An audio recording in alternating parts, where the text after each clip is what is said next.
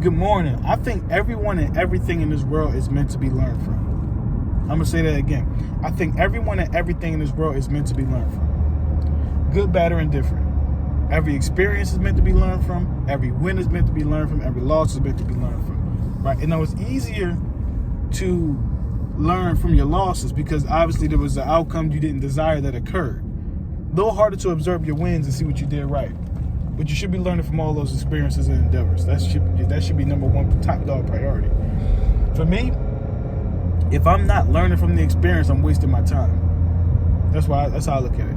If I'm not learning from this experience, I'm wasting my time. And it's important to lock in and use everything around. Like, I look at the world as a giant encyclopedia. This whole world is a giant encyclopedia to me. That means there's nothing but information around me. Nothing but things to read and study and learn from, right? And if you pay attention to my music, I kind of attack my music the same way. If you pay attention to the way I play football, it's the same thing. Like, I look at everything as a way to learn, right? I look at all of it that way because I feel like there's something I can gain. There's always something to be gained, no matter how small or insignificant it may seem. I'll give you an example. Growing up in North Philly, there's a lot of things that happen that a 7-year-old, 8-year-old, a person should not see in general.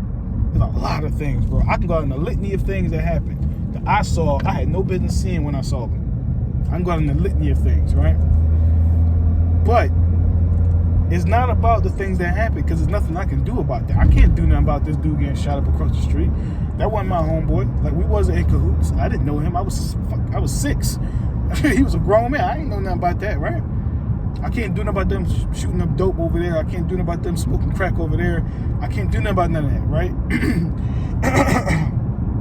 Just sidebar. When I was growing up, I was born in the 90s. I don't remember the 90s, right? Because I was a damn child, a baby. I remember the 2000s. And in the 2000s, it was dope. Then it became fentanyl. Now it's fentanyl. So let's be clear on that. And got some cat hair in my eyes. So, but going back to that, right? I remember watching the dudes hustle and sell to those clients, right? And I remember watching some dudes, right? They would hustle, right? And a client would come up to them with $4, right? And the bag they were selling was $5. Client come up with $4. Hey, I got $4. I got $4, nephew. Look, if you're from the hood, everyone's your uncle. They all gonna call you nephew. Nephew, I got $4. Nephew, can you hook me up, nephew? Mind you, I never sold drugs. So let's be clear, I never sold drugs. But I watched him say, all right, man, here, take this. Go ahead, man, you good. Bring it back to me. Bring the dollar when you get it back, right? And what I learned from that is that you may not have made $5 that you were supposed to make, but you made something, and you made a profit. So there was a win there. So I took those mentalities and took those things with me. So when I was in Millersville University, when I was an undergrad, I would go into the science building. And in the science building, they used to have all these books. It was just random textbooks just sitting on the side. In the box. They would just be giving them away. And I'm like, they ain't giving these books away for no reason. They just giving them away. I asked them around, I said, whose books are these? They were just giving them away. I said, oh, okay. So I looked at the books, and I said, I don't know, man. I'm gonna wait. I ain't gonna be a Philly ninja right now. I'm gonna wait. Dude, I ain't gonna lie to you, man. Before I knew it, I took all the books. I grabbed the whole box and took all the books back to my dorm. Or my apartment. It was my apartment at the time. I was off campus. Took it back to my apartment. I scanned the books. See how much they was worth. What they was being sold for on eBay and stuff. I outbid all the bidders. So every book, I outbid every bidder. And the reason why I was able to do that was because I didn't pay for the books. I think I got cat hair in my eye, y'all. I didn't pay for any of the books. So when I don't pay for the books, whether I sell it for 20 or 10, I made a profit. So I just beat out all the books. I beat out all of my competitors. And I learned that, like, you can make money. Just use your brain. It's all around you. But that's me using my environment, right? For some odd reason in Philly, and I'm sure in most hoods like this too, right? You learn how to detect danger. There are key signs that danger's on the way that aren't normal to the naked eye. Like, they're not normal to regular people. If you ain't from this type of place, you'll never know it. But when you're from these places, you can smell danger. You can smell it. The air feels different. The air gets, you can just feel it. That's another thing. So a lot of things about where I'm from, as unideal as it is, there's a lot to be gained from it.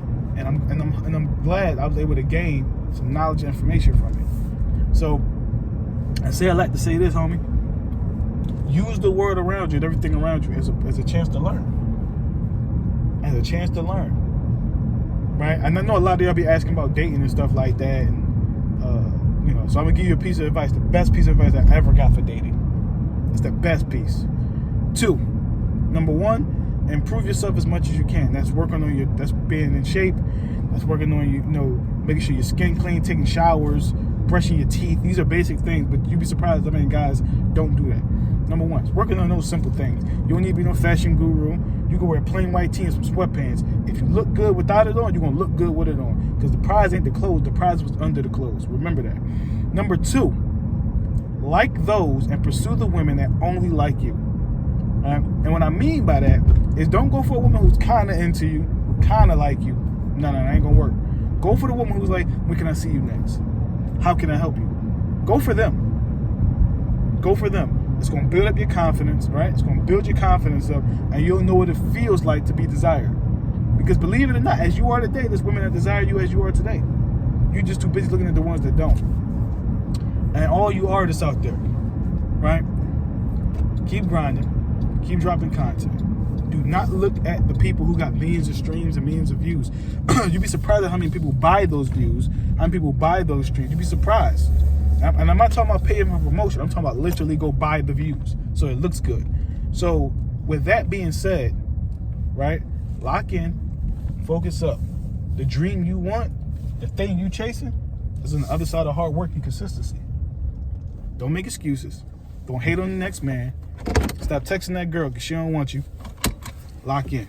I'm out.